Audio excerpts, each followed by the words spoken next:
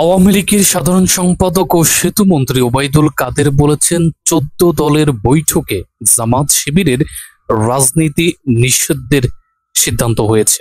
সোমবার 29 জুলাই রাত 8:30টার দিকে বৈঠক শেষে সাংবাদিকদের কথা জানান তিনি। রাতে গণভবনে 14 দলের বৈঠক শেষে আওয়ামী লীগের সাধারণ সম্পাদক ওবায়দুল কাদের বলেছেন, বিএনপি জামাত নৈরাজ্যের মাধ্যমে দেশকে অকার্যকর করার ষড়যন্ত্র লিপ্ত।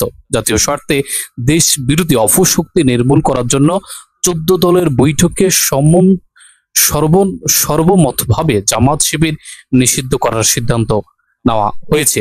তিনি বলেছেন, সাম্প্রতিক সহিংসতা, নাশকতা, সন্ত্রাসের বিরুদ্ধে আইন অনুযায়ী ব্যবস্থা নিয়ে জনমনে স্বস্তি ফিরিয়ে আনার প্রধানমন্ত্রীকে ধন্যবাদ জানিয়েছেন 14 দল। ওবায়দুল কাদেরের দাবি করেছে, বিএনপি, জামাত শিবির ও ছাত্র দল বাংলাদেশের স্বাধীনতা ও সার্বভৌমত্ব রক্ষার ষড়যন্ত্রে লিপ্ত।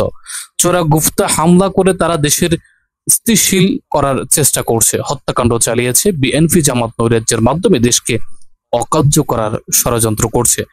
বাংলাদেশে ওয়ার্কার্স পার্টির সভাপতি রাশিদ খান মেনন বলেছেন, জামাত শিবির নিষিদ্ধের সিদ্ধান্ত সরকার দ্রুত বাস্তবায়ন করবে। এ সময় বাংলাদেশের তরিকত ফেডারেশনের বিটিএফ এর চেয়ারম্যান নাজিবুল বাশার মাইজভান্ডারি বলেন, জামায়াত শিবির নিষিদ্ধ হলে তারা আর সংসদে সম্মেলন কিংবা অন্য কোনো রাজনৈতিক কর্মসূচি করতে পারবে না।